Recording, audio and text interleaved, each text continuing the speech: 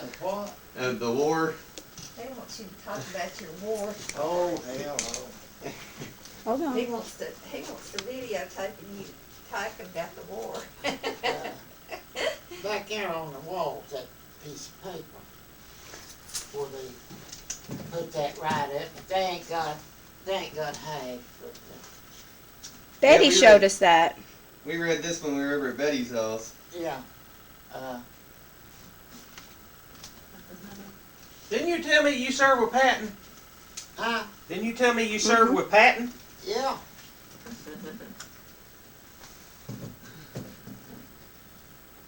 Sean wants you to. but I crossed the Rhine River with the 7th Army.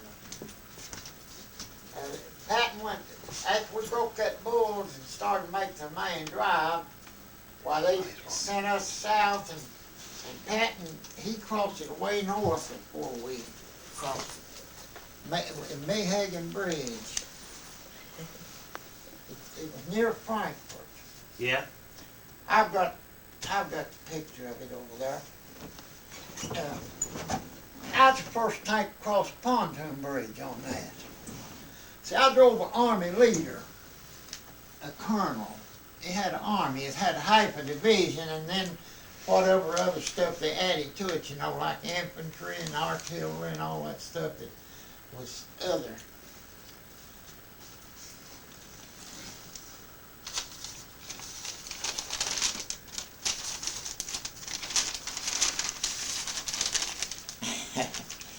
Now this picture right here, it was my crew. We was near Luxembourg City going to the Bulge.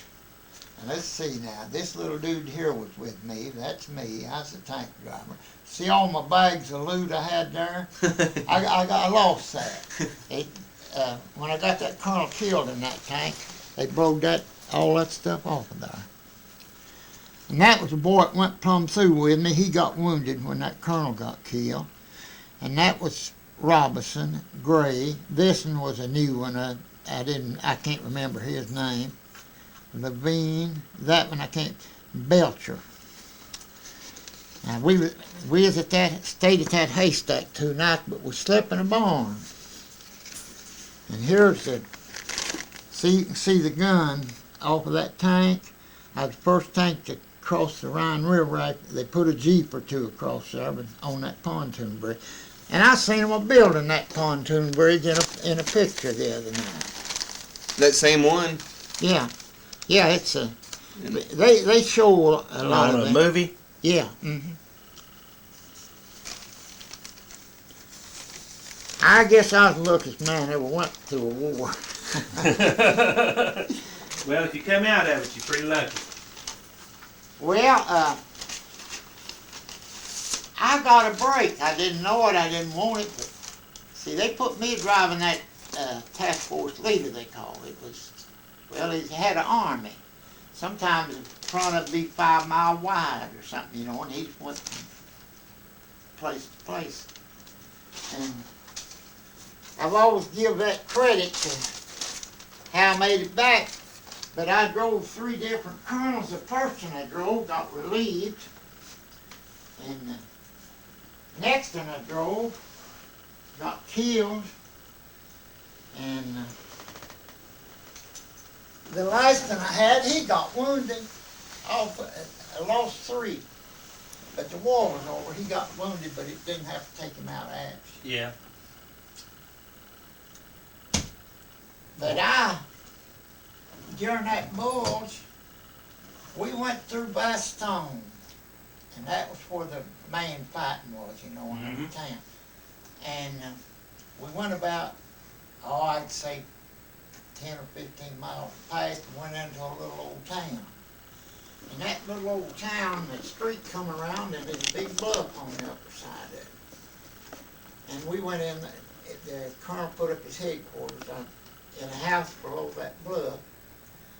And they backed me, it was snowing, and it snowed every night, and then the sun would shine over day. And I guess it's 6 inches of snow there.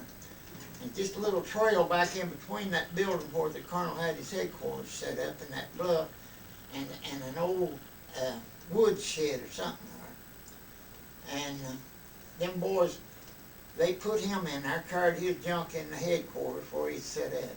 And they come back and was backing me in there, and they backed me over a dead GI.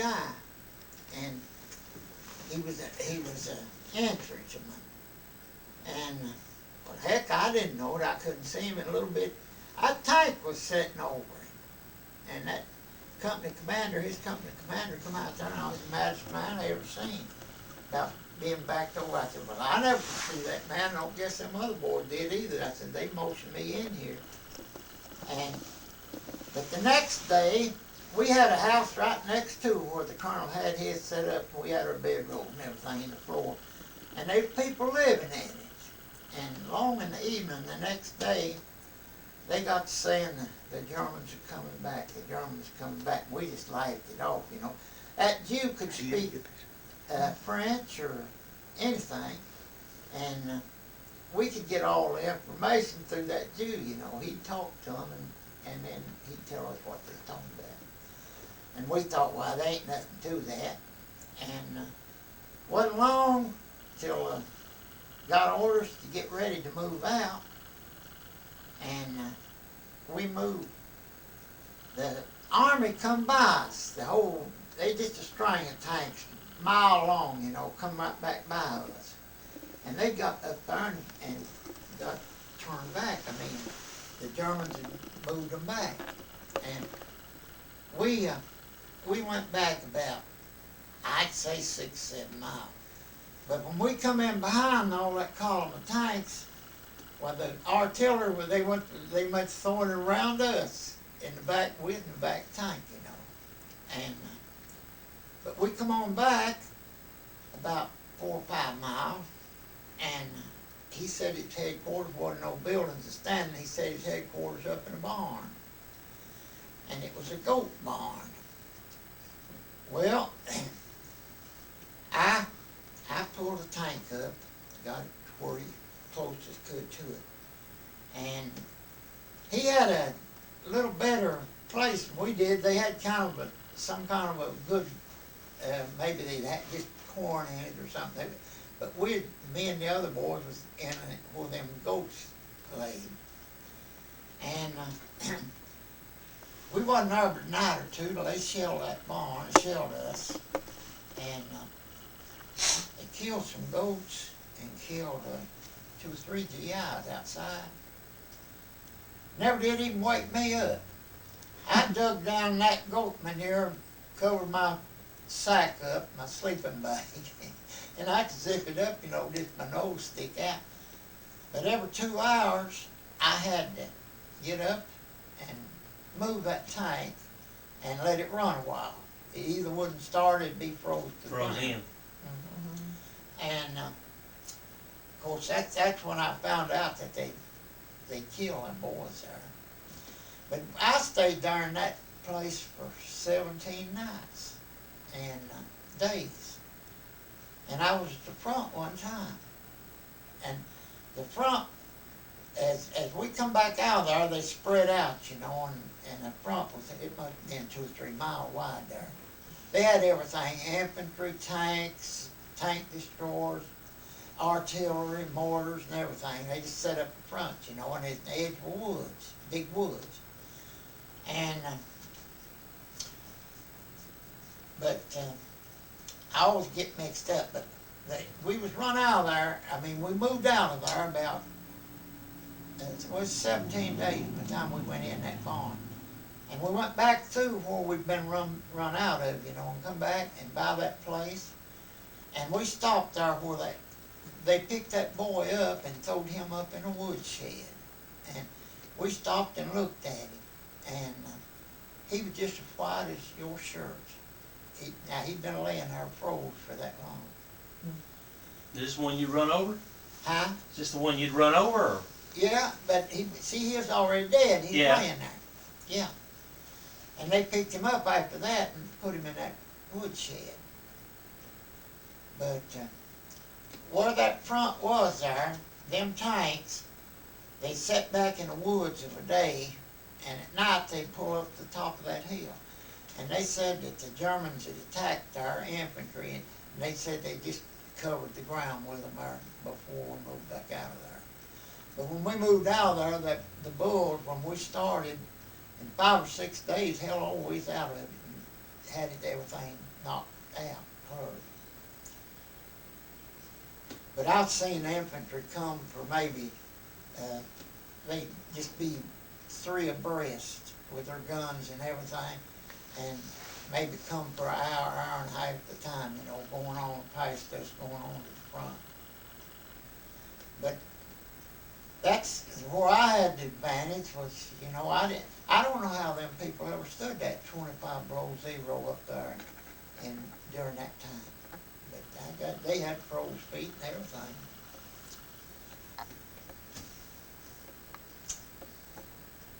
It's not good weather, not always good weather to fight wars in, is it?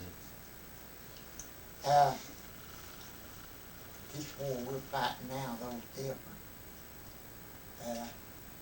See, I was a tank mechanic, and the vehicle we got for a tank retriever was a light tank. I was in a light tank company, and when we moved out of England, they was waiting on that retriever to come, and it never got there, and they gave me a light tank. What tank were you driving? Which one, what was it? A M5, M5A1. It was a 4-man tank. And I brought it back. I got, when that colonel got killed, it blowed the gun off. It blowed the cannon. That part of that shell the shell must have hit that gun barrel, and this colonel was raised up and it took the whole top of his head off. And he fell back down in there on me. And my old company commander, the reason that I was driving that colonel, they'd had a medium tank, and they got it shot at, and my old company commander had got to be a major. He got up in the headquarters, and he recommended that light tank crew to operate till they got another medium tank. And me and my crew ended up there. Well, after they seen how much faster and how everything was with that light tank, they got the medium tank, but it just followed along. I never did know what it done. Every time when we go on bivouac or something, a rest day or two, that crew would be there, but they just followed wherever they put them, I reckon. You know the tanks they got today run 60 miles an hour. I'd say that light tank then, I don't remember, you know, that's been 60-something years. But it seemed to me like that thing had 75 on that speedometer. Had 2 Cadillac motors. It didn't fly. Well, this has got 1,600 horsepower motors on them, but it's 4 gallons to the mile. Yeah. 4 gallons to the mile, huh? 4 Seemed gallons like to the mile. that light tank had 2 40-gallon gas tanks on it. And they was under that armor, you know.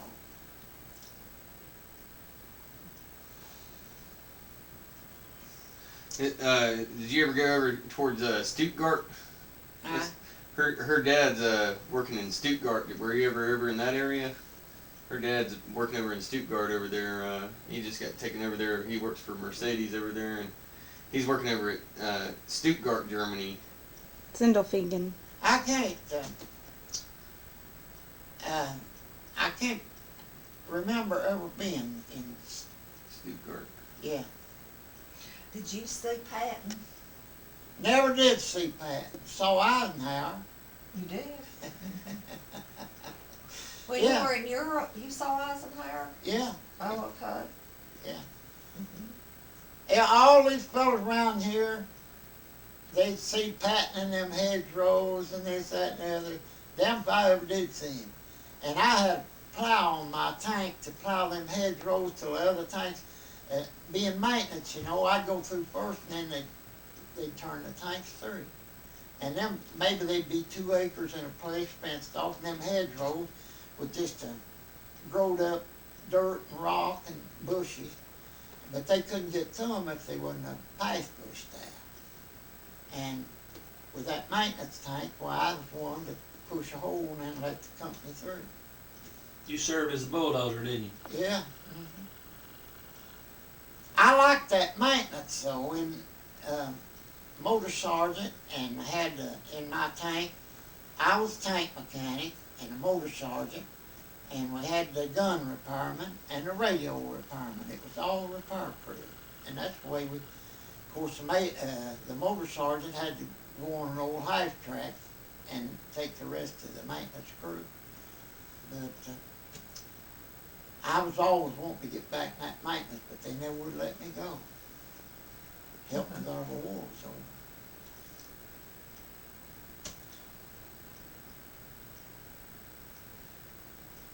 What year did you come back from the war? 45.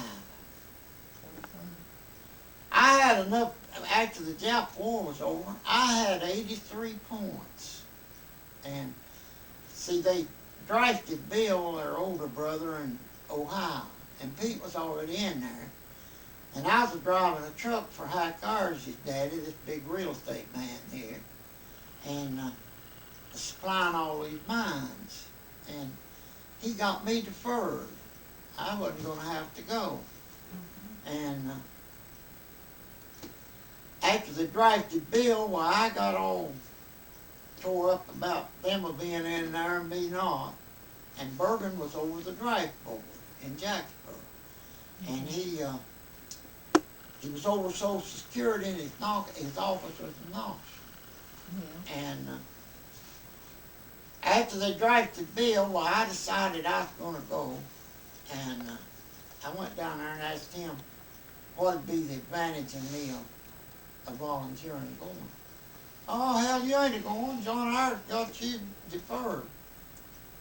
I said, yeah, Bill's over there. He's gone now, and Pete's already in there, and I'm going to go. And Pappy, he just had a bid. He didn't want me to go at all. But anyway, I asked Bergen if I could catch him to Knoxville on Monday. And he said, yeah, come on down. And he took me over there. Took me right to the place. And his office, it was in a federal building. Right on this end of Gay Street as you go west, I'd say, there. And he left me there, and about a dozen more boys there volunteering. And we got in there and got everything ready, and they sent us to Southern Depot. And Bergen come back, and they told him it was going to the depot. And he come to the depot. He followed me to the depot. And I went on to Fort Oglethorpe. And Is that in Oklahoma? no, Georgia. Oh, okay. Yeah. And wasn't a few days till there's a bunch of them draftees from here come in down there. And I'd been there 4 or 5 days. I'd pulled KP and this, that, and the other. And boy, I never saw a sicker bunch of fellas in my life. Them old mountain boys and all come in there. I don't know, I didn't pay it much attention. Hell, I drank trout and raised cane. I just something else to me.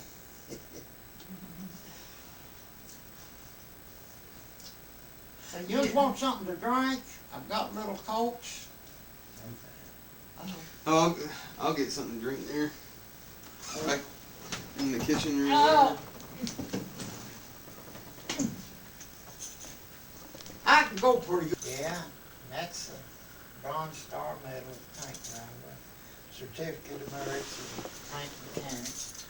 And I put that sign up going into Germany, but you can't, it's so dark I can't tell which one was me. Oh, that's pretty neat. You're now to the courtesy of U.S. 6th Armored Division. That's pretty neat. You're now what? You're now entering Germany through the courtesy of the U.S. 6th Armored Division. Is that they give you that sign and have you put it up and everything? Huh? Did they give you that sign and for when you got into Germany so you could put it up, or? Yeah. Yeah, the colonel, he stayed in the tank, had us put it up.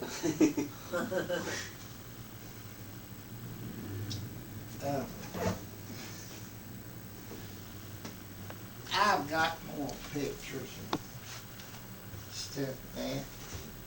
That's a bunch of my old work buddies that retired that I worked with.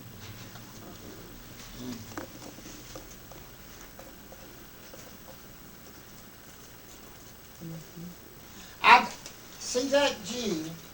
He could speak German, French, or anything else. Now, that's Hubert Russell. You remember him? Mm-hmm. And his boy and Bill. And that's Ed Dossett. You can look at them. And there's a lot of them war pictures in there. That's Ed Dossett, was Knox County Attorney General. And that's Frank and Tom. And that Jew got a hold of a camera. Eddie. That's how I He's got. the one that died. Yeah. The Jewish guy had the camera Yeah, I see. to take pictures of everybody. Yeah, we had all kind of pictures, but I never got a picture of my old company commander, and I never got. I don't know why we didn't get no picture of them colonels and so on, but I ain't got a picture of neither one of them. Was the Jewish guy, was he from Europe, or did he move over to the United States, or What was that? y'all picked the Jewish guy, did he come with y'all from the United States, or did Yeah, he's I think he's from New York. Oh, really? Okay. That's Tom Dossett, and there's Uncle Frank. They used to tease me all the time and tried to throw me off the porch. Or no, they tried to throw like Lou Asbury off the porch one time and terrified me because I thought they were gonna kill her, trying to throw her off the porch. Huh? Tom Dossett and Uncle Frank would swing her out over the porch and act like they're gonna drop her, and I was just a little kid. And This picture you said here, I is this thought they Ike or were is this gonna Pat? drop her. Huh? Is this Ike or That's Pat? on there, yeah. Yeah, I thought it was Ike. Mm-hmm. Ain't no war pictures in there. But I got a lot of the pictures.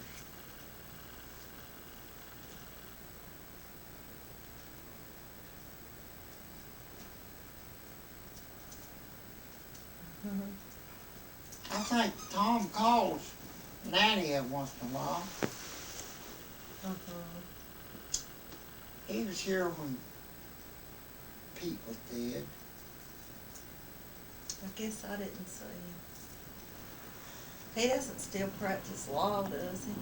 Huh? Does he still practice law? Frank? Not Frank, but Tom. Oh. Hey, no doubt he is. You think he is? Why, yeah. I think he like drunk himself to death. And Bergen did too, I think. But I don't know whether Bergen's ever quit, but Tom had to quit.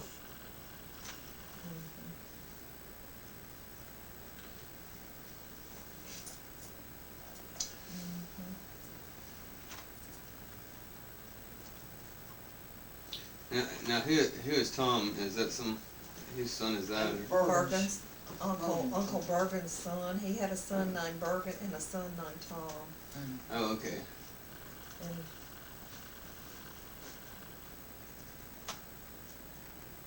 Is Daddy done gone back?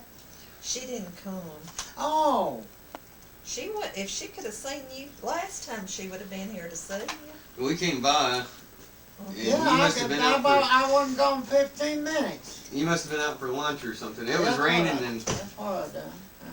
it was raining. We didn't know what to do. Guess we should have probably. I think we had already gotten something to eat. We ate at the church. You say you didn't have to go back in the army because Pappy didn't want, but what was that? Pappy he was upset about the possibility of you going back in the army, wasn't he? Yeah, oh yeah, yeah. But, see, I had never been, but they had me, they was gonna drive me. They had done called me. Oh, And see, I was working for Hack's daddy, driving a truck and supplying all these mines, you know, and it was a defense job. And he had a cash when I told him I was gonna quit and go with the army, but I went on anyway.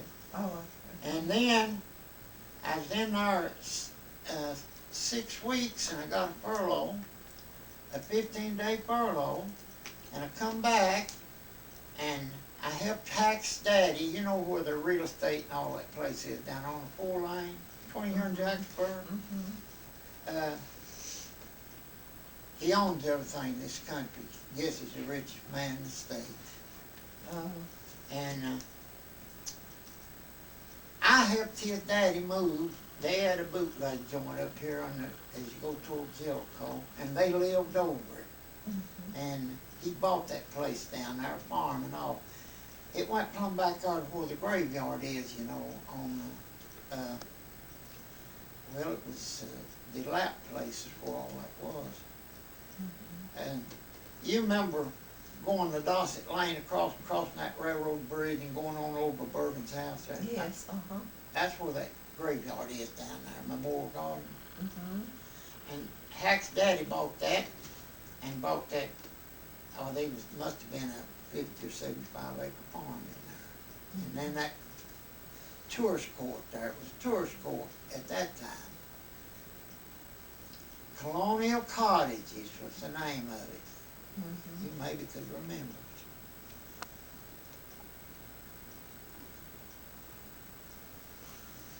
Oh, Well, what was old Pappy like? I didn't ever get to meet him. He's enough tough nuts.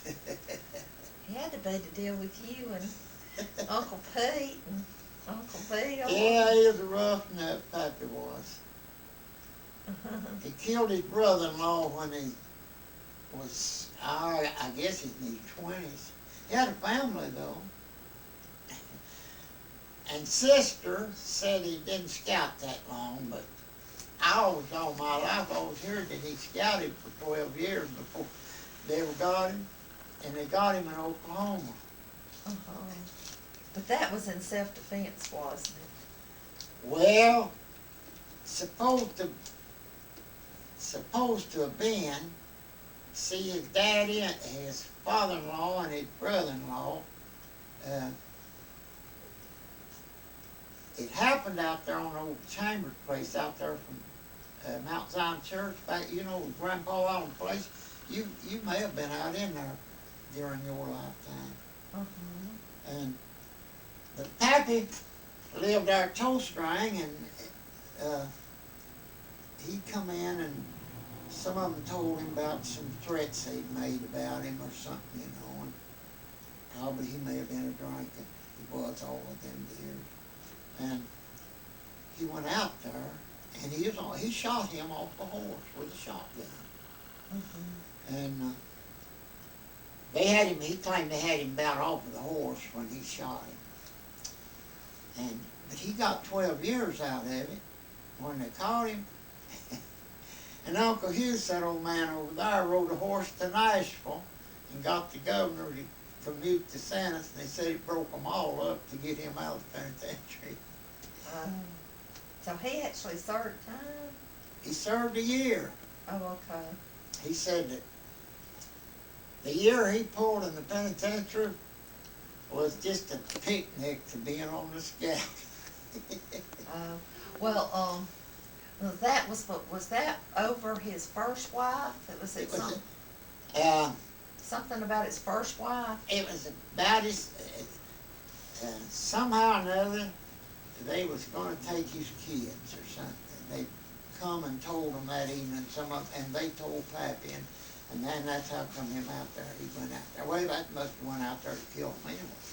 Well, was that after she died, or? No. Hen was born in Oklahoma. Oh, okay. He had his family with him part of the time. When he was out in Oklahoma. Yeah.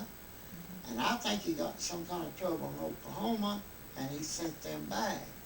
Oh, okay. And sister had the whole story of it. Of course, a lot of hers was hearsay. She's just a baby. Uh-huh.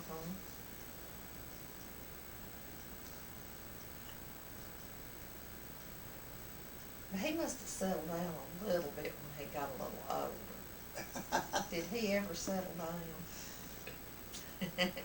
He was high-tempered. Mhm. And he said that the law that went from here and got him out there and made him wear handcuffs on the train all the way back. And he always wanted to kill that deputy sheriff that went and got him.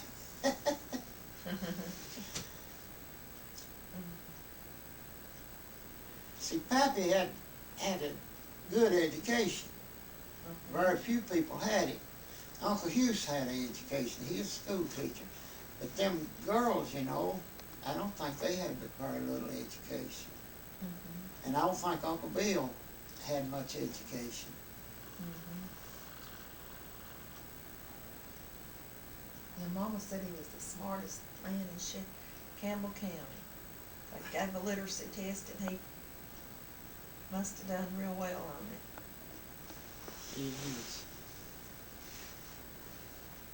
He was a smart man and a good man. He just, it's a wonder he hadn't killed somebody else. Uh-huh. That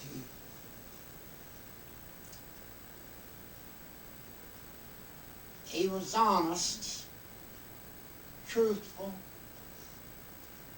and of course he traded lots, you know. Mhm. But, Mother says she can remember him drinking. And it would She scare did. her to death because he'd get out and ride horses in the pasture in the middle of the night and stuff like that. I never did know that. He usually when he he quit drinking. He hadn't drunk for 17 years. I remember when I was a great big 10 or 11-year-old boy, maybe 12, when he started drinking. And he got arthritis in his legs, and somebody told him to get whiskey and poke root and a bunch of herbs, this, that, and the other, and said that'd fix that. Well, he got his wagon loaded up with rye and took it to the mountains and had him I think he had 12 gallons of rye whiskey brought back in big ground medicine jugs. And he started with them herbs. The first thing he knowed, he'd throw the herbs away and was drunk.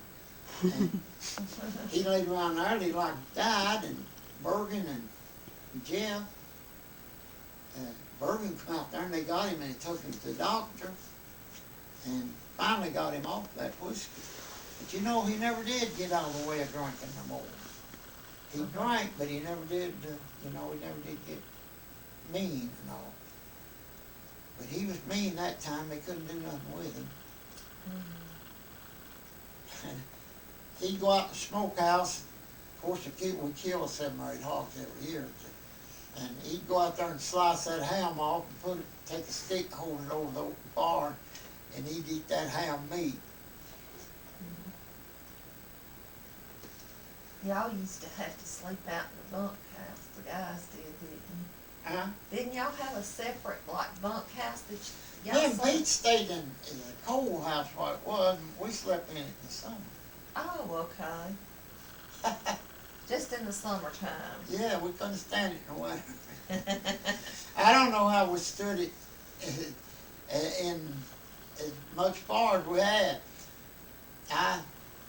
My ex-wife would throw me out in the wintertime and I'd go home, and the first time I went down there, I swore to God, I like frozen to death.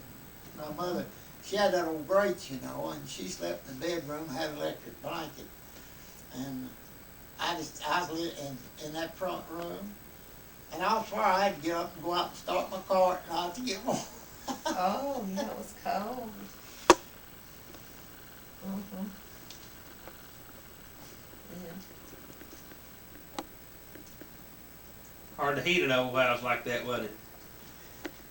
It had 2 grates in it, you know. It was all from one chimney, one in one room, one in the other. Mhm. And But I was in that front room and there wasn't nothing in there. And they heated it with coal, and it was dirty. Yeah. Well, when we was coming up, you know, it was just some grates, but my mother finally got a coal stove. Mm-hmm. And then she got her electric blanket, you know, but the next time I had to go down there and stay, I had an electric blanket. I think so. Well, I'll never forget Granny Dossett's biscuits. And she'd fix Sunday lunch for us and all. Well, and everybody came to eat at Sunday lunch. Everybody. Uncle Walt would be there, and Uncle Pete, and Uncle Frank, The whole family. and Aunt Mary had come, and Aunt Nanny. Can you remember any of that, honey? I remember a little bit. And Uncle Bergen. Because I was about 6 or 7 years old when, I guess great granny died. She'd cook though, and we'd all eat in that room, and that table that Lisa has was back there, and a couple other tables. I mean, it was like a mess hall. And I mean, and she cooked the best fried chicken, the best biscuits, and Yeah, she'd just start been early a in the house morning. full of people. It was just a little, you know, wood frame house, but it was a house full of people in the yard, and it was that way every Sunday. She had to stay home from church. She couldn't go Yeah. to church. Like you know, if we went to church, she couldn't go because she's cooking. Yeah. And I remember when she'd get up in the morning and she'd turn on gospel music and she'd just sing with them. She'd sing off key, but she sounded beautiful. If Betty Play's ever been a person that was gifted and everything, it was her. You know, she couldn't read and write. Uh-huh. And maybe the kids, you know, taught her and got her to where she could kind of write her name and read. Uh-huh. And She could do math pretty good though, couldn't she? Hmm? She could do math pretty good oh though, couldn't hell, oh yeah, she'd raise a big flock of turkeys. She knowed money. There wasn't no way to chisel her. There's a picture of her somewhere. The whole bunch gathered down there one Sunday. There ain't nobody can hardly figure out who all of them is. I've had so much of this stuff. Yeah, right here it is. And she cooked for a big bunch of people every Sunday. Now let's see. I don't believe that that's Mary Lee. That's Bergen. That's Jeff. That's Talitha. Talitha. That's sister. That's Mary Lee. That's Novella, my ex-wife. That's me, and that's Ed Allen. That's your mother. That's Tom. Is my mother-in-law? Let her get around there. That's my mom. Where's Addie? He said that was over at Flint's. I do not like her. Cheetah. Angle the picture the other way. There you go. We're gonna ask Mother if that's her, 'cause that doesn't look much like, she didn't have her glasses then, if that's her. Is it focusing right? Yeah, I'm just trying to get everybody kind of Move close. slow, Autumn. And get all those faces. That one right there. I know that's Uncle Pete. Oh no. Get down here to the short ones.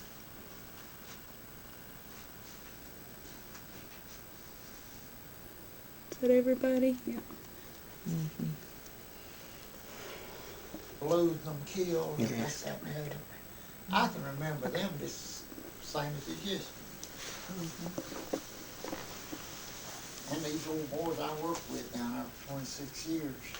No Ridge. Mm-hmm. Well, now, the second bunch of kids, Uncle Bill was the oldest, Yeah. and then were you next? No, Bill was old, Vic was next, I was next, Pete was next, your mother was next, Mary Lee was next, Nanny was next, Frank was next, and Eleanor. Eleanor's the El- youngest? And Huh? Eleanor is the youngest. I would have never guessed it. Eleanor's supposed to be here, ain't she? We thought she was, but we haven't seen her. I think she's up at Mary Lee's house. She's married, is where she's supposed to be. And I figured they'd be out here this evening. Addie, or Nanny's been back from wherever they went. Yeah. And Addie didn't get to come. No, she's sick. God bless her.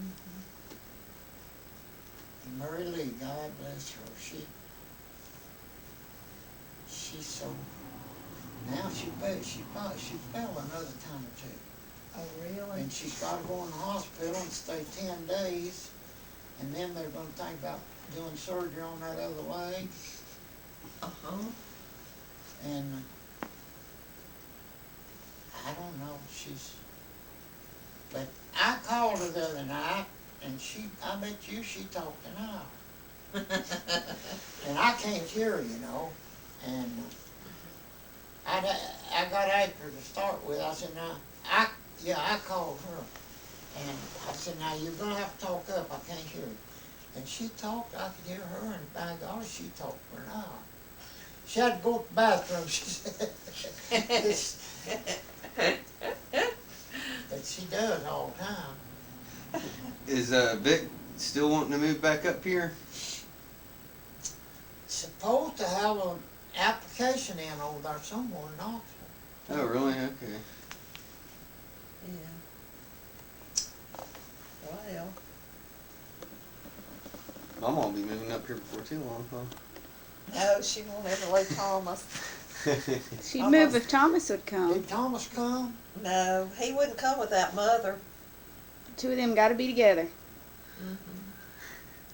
Mother's not She gonna gonna see let this go tape of now. him long enough. Oh, Don't forget. Okay.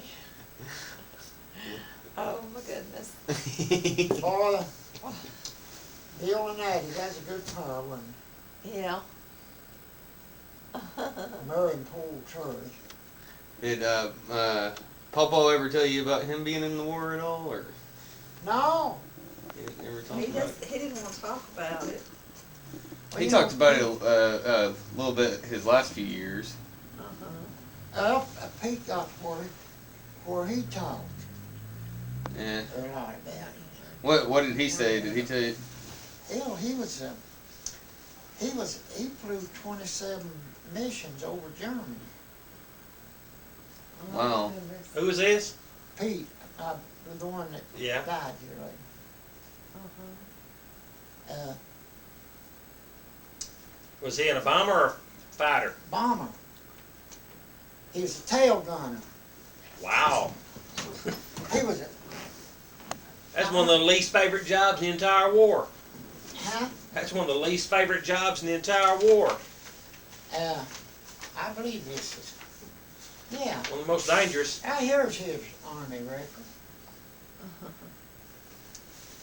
I got his.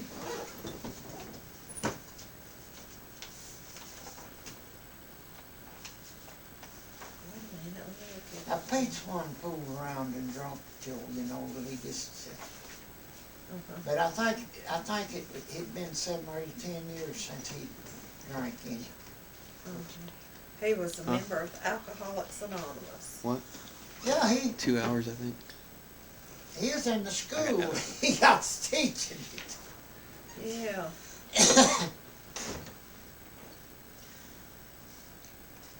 And I drank when I was young, more than any of them, I guess. But I always held a job, I always worked, and you can't work and drink all the time. Yeah. And Pete was a salesman or something, and always, and Jill said before he quit, said come in overnight, said he'd start drinking, said before he'd go to bed, they'd have to help him to bed.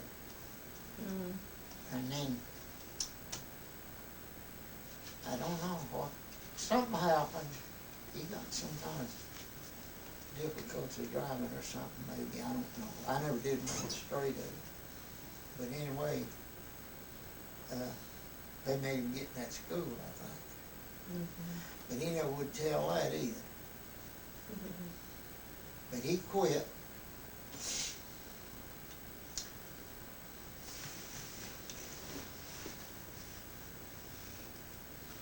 Yeah, Uncle Franklin's never wanted to drive. Uh-uh. Uncle Franklin's. This has Pete listed as a flight engineer, Yeah, yeah. not as a tail gunner. Well, But well, that's, he's, I don't know as I read that in there as him being a tail gunner, but he was a tail gunner. You know, that's what he told about it, what he done. And, Pull that up off the internet. and me and Bill was over there in that bulge, you know, and hell, all them planes come and went every, all day long. And them big bombers would come over, they'd be high, and you could see them when they left England. That smoke fogged from them. Mm-hmm. And you could see them when they got over where they'd shoot at them. And they'd shoot flak up. It'd go up so high and bust. Yeah. And I've laid and watched that a minute a day there and wondered if Pete was in them. But Bill was a mess sergeant with the 101st Airborne Division. And they were cut off in Bastogne when we went through it, when Patton rescued them. Yeah. And after we'd stepped back our 17 nights and days, and when we started off, it wasn't no time till we was on the run there, going miles and miles a day. And we broke that bull and got everything settled, and we pulled in for a rest stop, and they had a bath place set up there. Some kind of steam outfit that they hit the water with, and they's in a big tent. And they'd just be 100 men at a time in there taking a shower, you know. Well, hell, we'd been all winter and hadn't had a shower. And I went to that place to take a shower, and the fellow met me at the door. There's a guard at the door, and he asked me what my name was. And I told him, I said, Dawson. He said, your brother was here yesterday. He said he was looking for you. But I never did see him, but him and Pete got together over there afterwards. Yeah. But I never stayed over there. I just stayed there 2 months after the war, I reckon. I had enough points, you know, to get out. I went in last, but I was out 2 months or 2 months and a half before they was. How'd you get the points? Major battles and medals. I had 7 Bronze Stars. And how did you get a Bronze Star? Well, I got 1 or 2 as tank driver for different times, you know. Mm-hmm. And I got a Bronze Star for each major battle, and there was 5 major battles. And that certificate of merit was for a tank mechanic.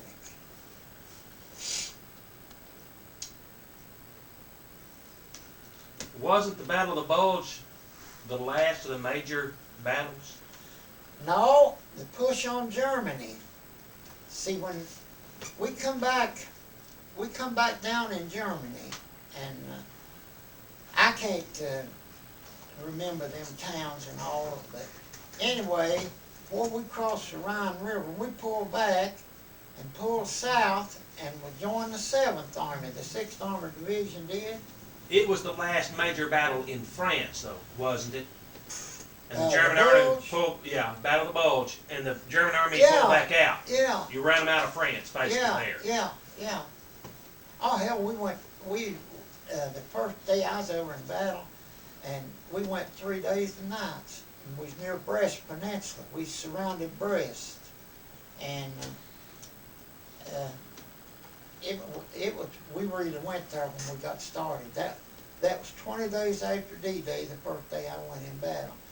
And when we got off the ship, I was the first tank on that ship to cross the channel, and I was the last and all. And we pulled in at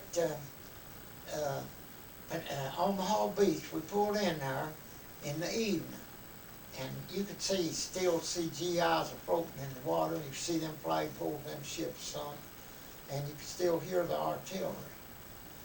And the next morning, we sat there. The next morning, when I looked out, hell, we was half a mile up in the field. The tide had come in and took us up and left us, and then we unloaded off that tank, off of that ship. Well, let me ask you first, when did you get to Omaha Beach? How long after D-Day? 20 days. And there were still soldiers floating around out there? Yeah, yeah. Mhm. Wow. Well, see, And y'all the tide brought you in, you ended up just landing in a yeah, field? yeah, the tide, we come in, and then we sat there, and the tide come in, and that ship that floated on up. That was the way they landed and unloaded, you know. But when they attacked there, it was in the early morning, Yeah. and them GIs, they just come off there, and part of them, you know, was weighted out, and then the tanks that was waterproof, that they tried to unload, darn half of them was lost. They never did get out of it. They put a smoke pipe, exhaust pipe, and let it go up 5 or 6 foot higher in the tank. The hell, the half of them never got through there. And it was a wall, a cliff, a big bluff there. And they pillboxes and everything, them Germans were dug in up there, and I don't know how the devil they made. I've got to see that a time or two, part of it, you know. I never have got to see the whole thing. But them boys climbing them cliffs, and they'd shoot them, they'd fall back. That was the Rangers went up first, wasn't it? Mhm.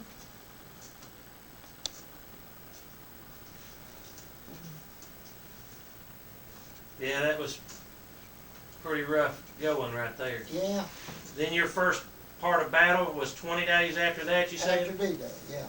Where were you? Well, it was Normandy anyway. We went in on Omaha Beach. There was 3 or 4 places they went that they attacked, you know, Mm-hmm. when the first drive. I was in England. We went in battle 2 days after we pulled in there. 4th of July, I spent the 4th of July on the beach there. And what year was that? Huh? What year? 42? How that? Was that year 42? Yeah, 42. No, it's 43. No, it's 44. That's right. 44. I stayed in the desert over a year, California desert, training. And we stayed in Camp Chaffee, Arkansas for 6 or 8 months. And we maneuvered in Louisiana and Texas during that time. None of them was cold areas. They were all hot, weren't they? That desert out there, it was hot winter and summer, but it snowed out there along one Christmas. I was out there 2 Christmases, but you know, went in there and kind of, Play with it.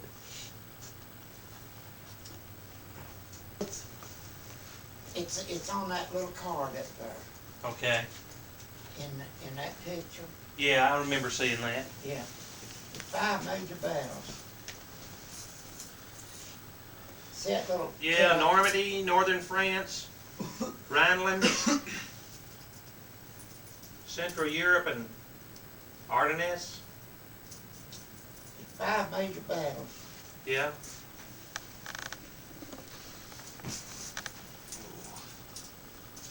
Where was Rhineland? That's in Germany, right? Yeah, yeah. That Rhine River, that, hello, it was half a mile wide. Well, I have a friend that I used to know, he's dead now. He lived over in central Tennessee. And he was in a tank battalion. I think he was in the 3rd Army. Where was that, in Murfreesboro? This guy lived in Woodland, Tennessee. It's out between Manchester and Woodbury.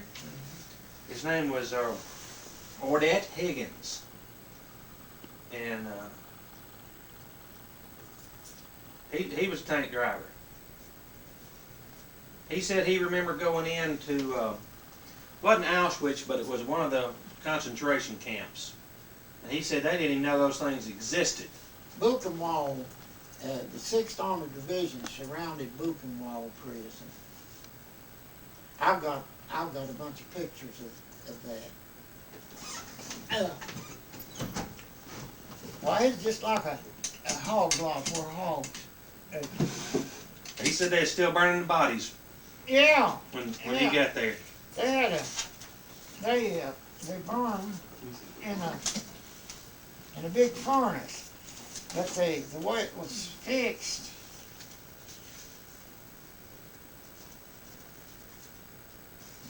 That's Charles Lee. I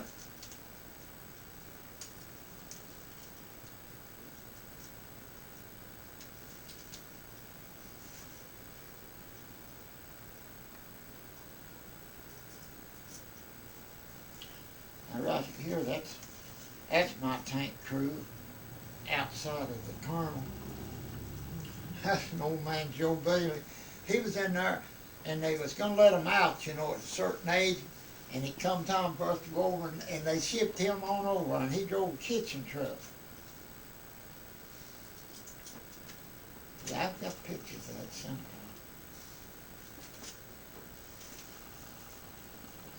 Would you take your camera with you? No, that Jew looted it one.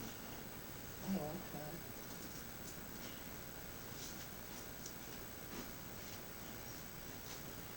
Let's see here. Now right here,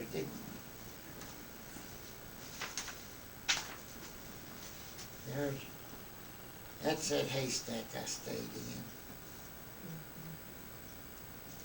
Bet you slept good there, didn't you? We didn't sleep there. We went to a barn at night. There was a barn there. Yeah, he slept under the mirror, remember? Oh, that's right. Here, you look at all of them. Okay.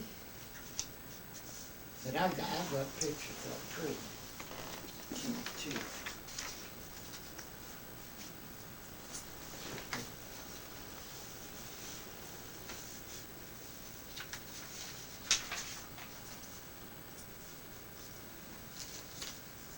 Here's a picture from that camp. Were there still people alive when you got there? They're all dead. Well, Ordette told me that when he got there, there were still thousands of them still alive, Not just much skin to and bones. say. It's But they were still They- trying to they burn was- as much as they could to cover There up. was one more prison camp that was You just can pick it up. as notorious as that one.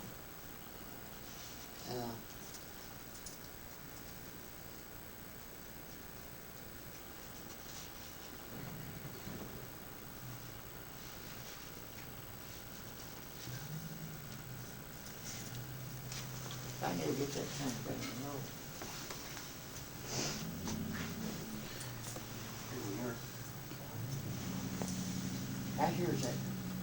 Out here's that prison camp. And there's my Christmas card, that's the original from Patton. Mm-hmm. Right here's them fellas on that. Okay. Had them laid out there on a dolly,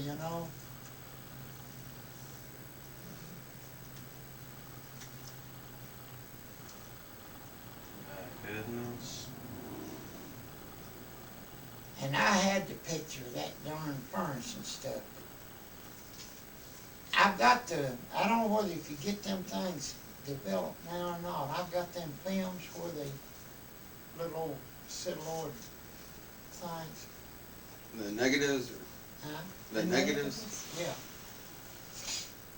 I'm sure somebody could do it. Yeah. It would probably cost a lot to get them things developed, and you can't hardly tell what they are. I don't know if you can. I know a place in Birmingham that could do it, I bet. These, about any of these places can do it. They just charge a lot. You know, I'm the only man in this country that got a Christmas card from that. Really? Yeah, That's it on the top. That's the actual card. the Okay. original. This is a copy of it. Mm-hmm. How come you're the only one? Well, I got that Christmas Day, You're the only one. 1944. Patton and the General Grohl, the one was over the 6th Armored Division, they'd been together and years and years, and they met each other Judith. at times. There you go.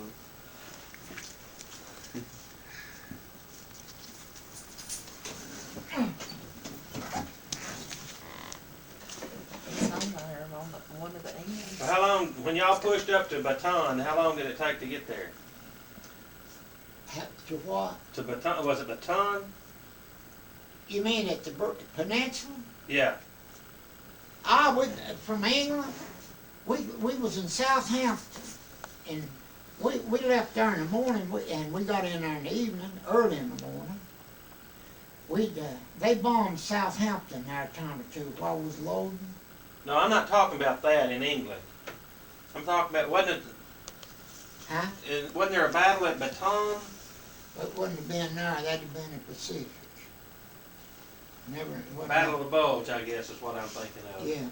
How long did y'all take to get there? We crossed that channel, we was over there in 2 days. See, we didn't start fighting there. We laid over there at that haystack where my tank was, and they'd always gang up around me. I was always having some kind of something going.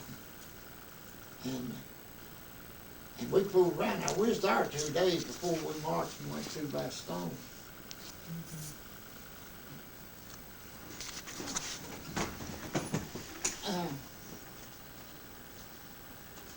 I wrote notes, some of it you can read and some of it you can't.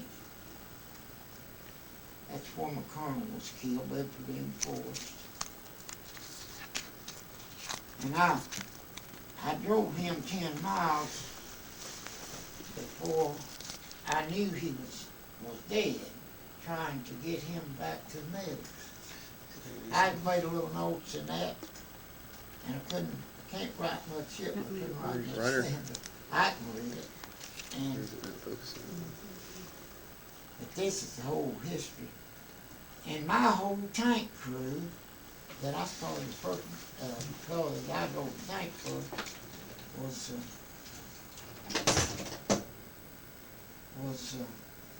his whole crew was killed. And I thought more of him than anybody. I think.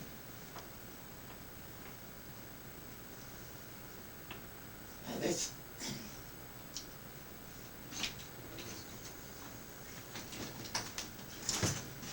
was that light tank.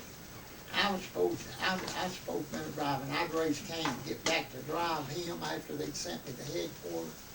And you can tell her, I think how many Germans he killed there. And George D. Vineyard. 16-inch tanker from Rock Island, Oklahoma, whose bold action from his light tanks turret knocked out 7 bazooka teams and accounted for 26 more Germans.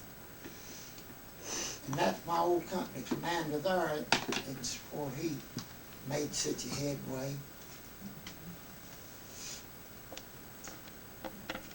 Yeah, most of the damage inflicted on the 1,000 Germans to be supported by TDs delivered in a 1-2 punch. Now them TDs is the one that got my gun. We so far ahead that they were shelling it. Them tank destroyers had 76 millimeters on them. That's something like an 88.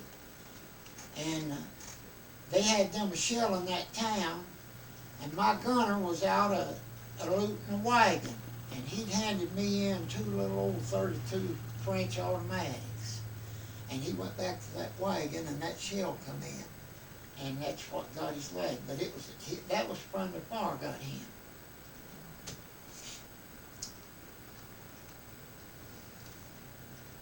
Did it kill him or just?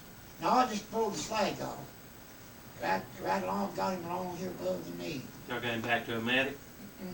We got the medics up there, Yeah. but I never did hear or know nothing about what happened to him. And that Snuffy Smith, now that was my old company commander.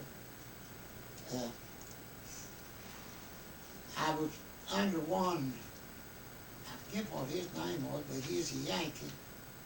And he broke me 3 times. I'd made 3 ratings before I was in the Army a year. And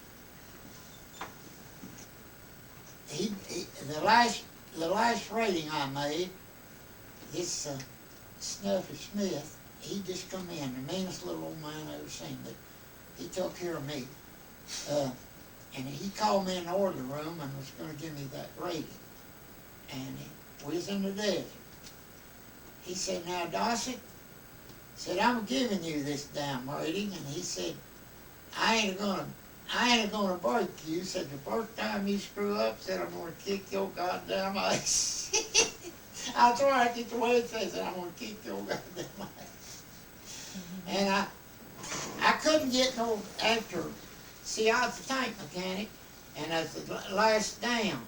And the only way I could have ever went any higher was to one of them got killed or moved up or something. There wasn't no such thing as moving up after the war started. And that's the reason I never did get the tank. I didn't see tank driver was T4. That was the first rating I ever made. What other ratings did you have? Huh? What other ratings? I had a T4 and a T5 and a PFC, and they broke me in that PFC. I hadn't had it 2 days. And restricted me to the area. And we was on Louisiana, no, we was back from Louisiana. No, they broke me from T4 in Louisiana on maneuvers. That's where they broke me on maneuvers. What did you get broken for? We was battling there, and it was on maneuvers, and it had to be, no lights or nothing.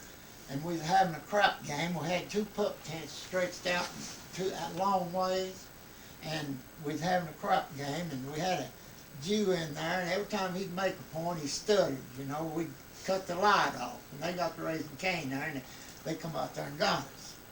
And they put me and that Jew to carrying big 20-gallon cans of water to the kitchen, and in the nighttime.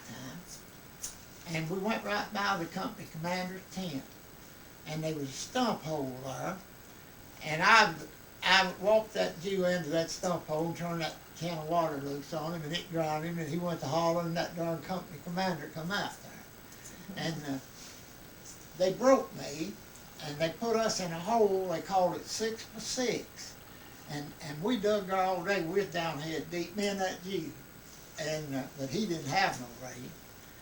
And if we hadn't moved out, I guess we'd still been dead. And the next thing they made me was a PFC, and I was a truck driver and a maintenance work on wheel vehicles. And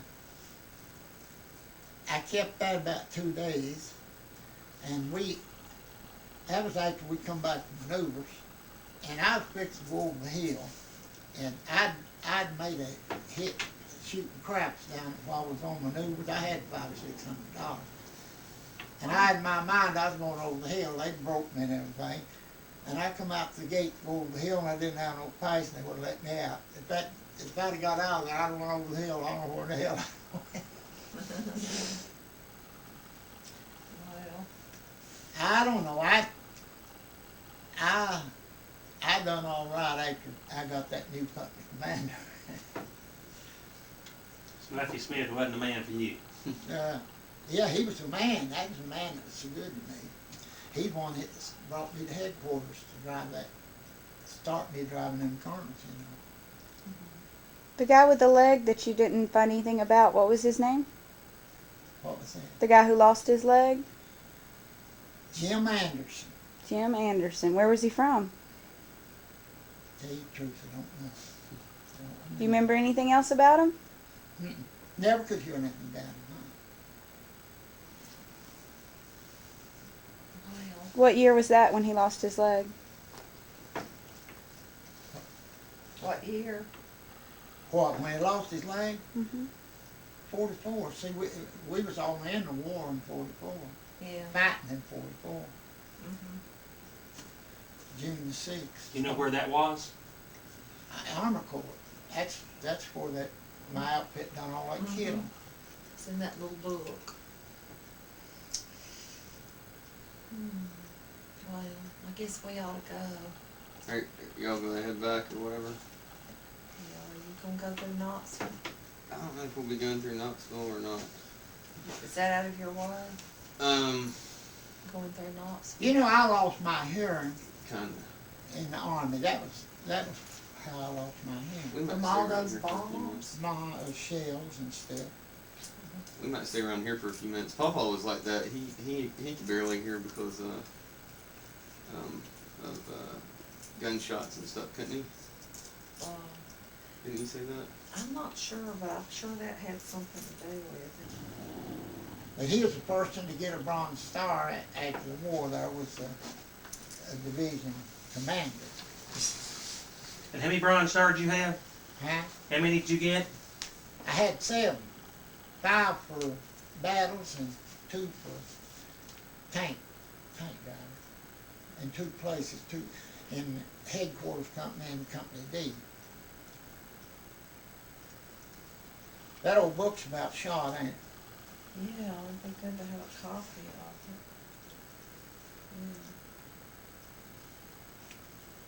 Well, what kind of, what rank, what merits or awards, medals were there besides the Bronze Star and others that people At get? certificate of merits, and I don't think there was any medal to that. Just On the Bronze Star? no, the Bronze Star. I've got that medal. It's a Bronze Star and a red tag.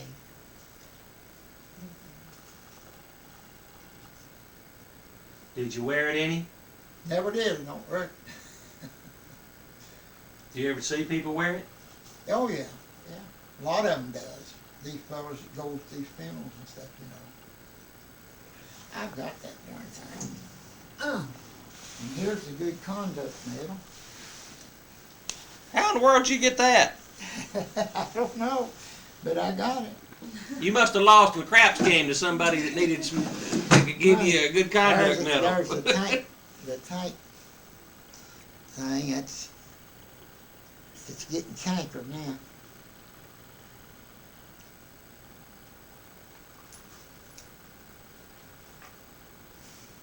Hmm. And this is a 5 Bronze Stars. That amounts to 5. When I Oh, so after you get 5, they give you the bar? and this here was when I didn't have the whole thing. That's good conduct and a Bronze Star. Oh, so it's 3 separate bars. That amounts to Oh. 5 Bronze Stars. Now, which is what now? This one's for 5, brother? That's 5 Bronze Stars there. See, when I just had 1 Bronze Star, I just had the little pin. Yeah. But when I got to 5, well, if they give me that whole thing together, that's 5. All right. And these all mean Bronze Stars, or it's just the one on the right? That one there. See, one of them's a good conduct medal, that red one. And the other one,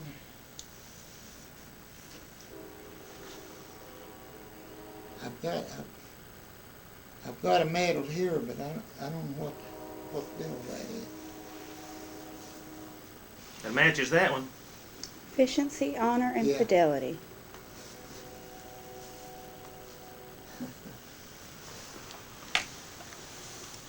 I never did wear none of that stuff. Bronze star, there, that big star amounts to 5 bronze stars. Okay.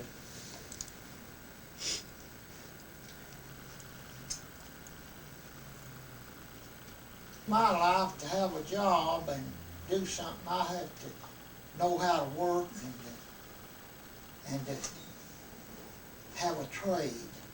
And that's why I wanted to be a mechanic in the Army. And it really helped me. And then anywhere I went on a job, whatever there was to do, if I stayed there a week, I knowed how to do it. And I had to learn it though, without any education. And when I went on a job, I had to work. How did Uncle Bergen happen to go to college? I mean, did he You know, in my opinion, see, Pappy, Uncle Ed Dossett raised Bergen. I never could understand why that. And Otto stayed at Uncle Ed's a lot. And Uncle Ed, I think, maybe put Bergen to, kept him going. And then he did so well when he went to regular college. Didn't they ask him to come to Harvard and give him a scholarship or something like that? Huh? Didn't they ask him to come after he went through Tennessee or something? Didn't they ask him to come up to Harvard and go to school up there or I something? don't know. See, Bergen was 86 years old when he died.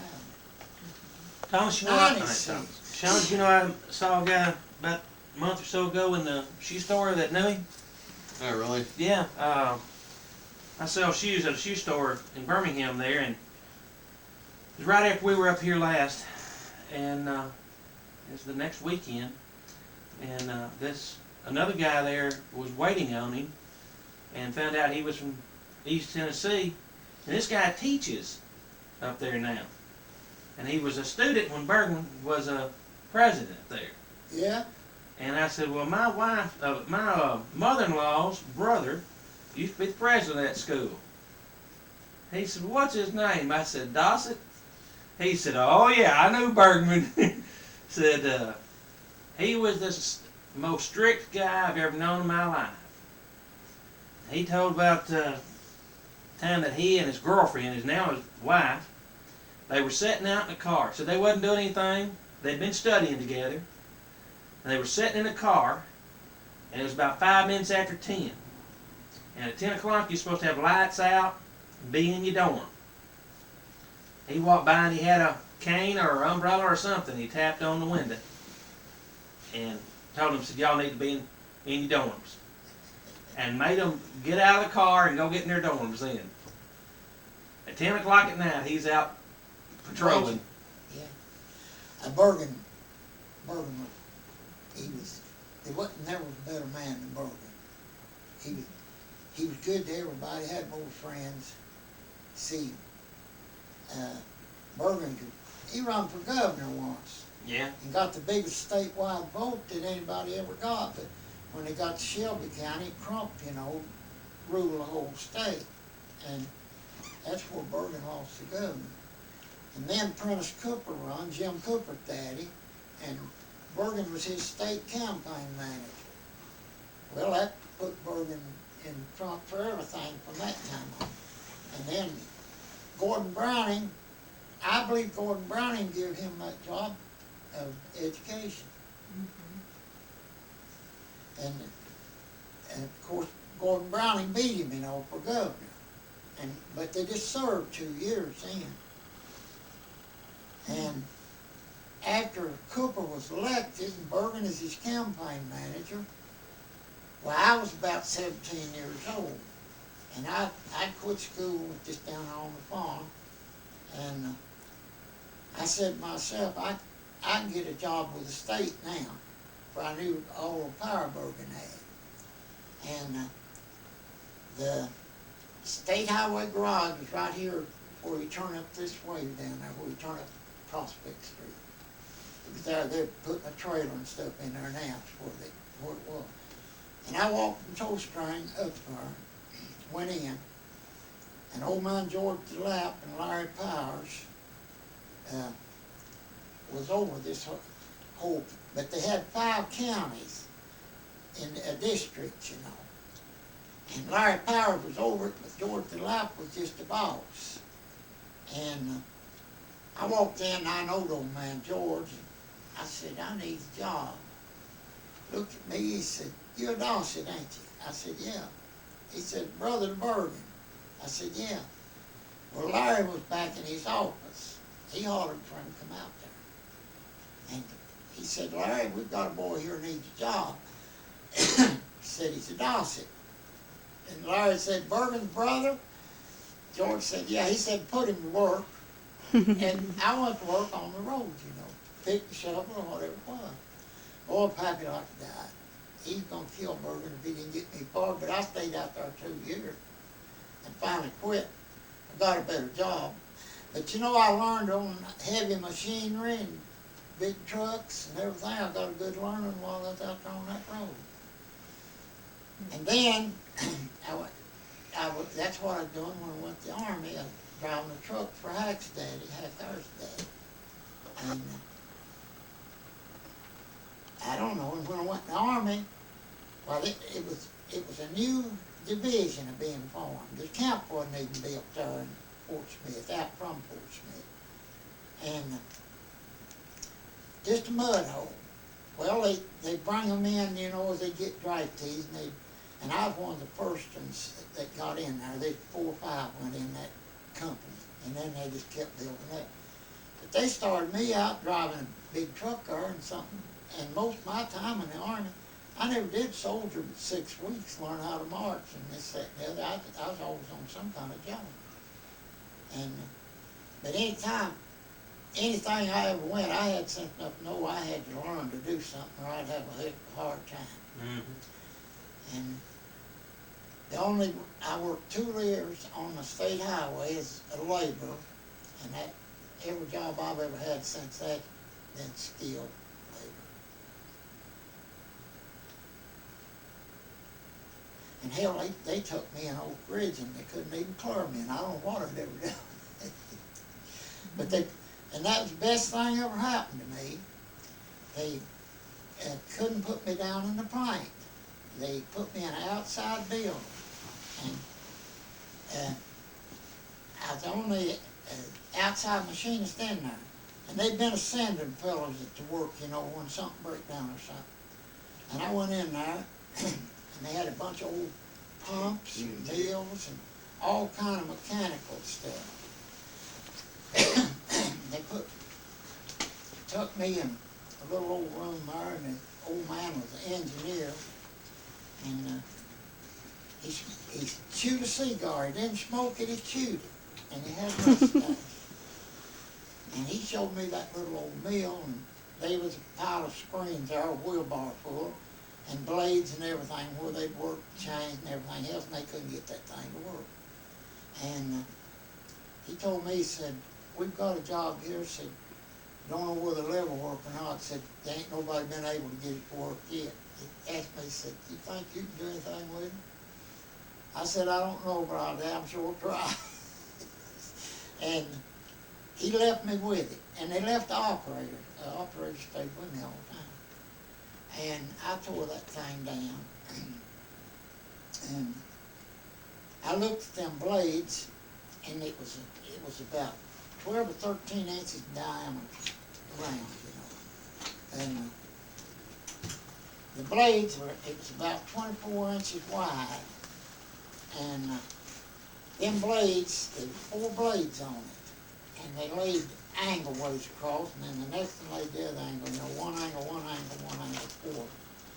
And they had them ground on about a 45 degree, and that screen laid close to it, you know, and that was supposed to cut that against that spring. Well, when they get it to running with that calcium metal, you know what that is? Mm-hmm. Something like aluminum. It's not as hard as aluminum. They make it, they distill it and put a a spool in it that's froze, and when the steam goes up, it sticks to that spool, and then they grind it off with, on a lathe. And then they want to grind it in 1/4-inch pieces, you know. Well, I took that thing down, and I told him, I said, these blades, they've got to be ground on a different degree. I said, what's happening? That stuff is piling up against you where the rough part is here, where the stiff part. And I said, dragging and stopping that spring up, and it just burn up, you know. And he said, well, take them all. And I couldn't go down the plank, and they had to send them to the machine shop. And they got them ground and brought them back. Well, I put them back on there. And they caught that stuff in 5-gallon buckets. And we started. And it run nearly a bucket before it quit. And I tore it down again. Everybody watching. And I come home that night, and I got to thinking about that. And I knew damn well I was going to fix that thing. And I said to myself, if I turn one of them blades over to where the sharp edge will be next to that spring, it'll pull that darn stuff off, and then it'll put through there. Well, the next day I went back, and I turned that blade over. Nobody never knowed. Them old mechanics been in there, you'd see where they'd take a chisel and mark this way to where they could put stuff back together and all. I'd take another chisel and mark on that. And I put that blade in there, and they went and they got their stuff and brought it in there. And hell, that stuff went through there good. And that was a surprise to a bunch of people you ever saw. And we run 4 or 5 buckets, and that evening, it went right on through. And the next day, I changed, put another blade. I had 2 of them. When I left there, that thing never get in more damn trouble. And when they cleared me and they come to get me, had some old vacuum pumps in there. And they had the same trouble with them. Them old fellas tore them down, you know, and they didn't know how, they'd mess them up going back or something. They couldn't keep them going. And I went back there and I had a whole big shop I had by myself. And had all kind of brakes and shears and everything in that shop. And I made some screens too for that mill too after we got started. And I went to work on them. And next, about 3 or 4 days, a week or 2, here come my boss and he said, Dossett, that old engineer was still following me around. I said, Dossett, get your stuff together. Said, you're ready to go down the plank now. That old engineer had to pull that cigar around. He said, hell, he ain't going nowhere. He said, that's the only man we've ever had in this damn building could keep it going. And I stayed in there till I was laid off 12 years. When I got laid off, I was still in that building. But it had boomed to where they was probably 8 or 10 outside machinists and pipe fitters and electricians and everything, crew of everything. 5 or 6 years out, they put some kind of a project in there, and when they got done with it, well, they stripped it out. But they took everybody out of there, and I still stayed in there. Still had them little old mills and stuff in there. And I was in there when I got laid off. Well, did you ever have to go back out and clean those things out again, or they No, just keep on going? I never had no more trouble with that thing. I made a little bigger hole in the screen. It was less. It was about a 3/16 or something to start with, and I brought it up to 1/4. And hell, it went right on through there. They'd get them 5-gallon buckets full, and if they didn't get that stuff sealed up, why, it would melt, you know, it would oxidize. Mm-hmm. And I got a job putting a little release valve in the bucket, a bore a hole in the bucket, and weld a 1/4-inch nut on the bottom. And when they got it full, well, they put the lid on and stop it up, you know. And then they could put that oxygen in there, whatever they put in there, hydrogen or something. Yeah. Well, Judith, we need to be hitting road, don't we?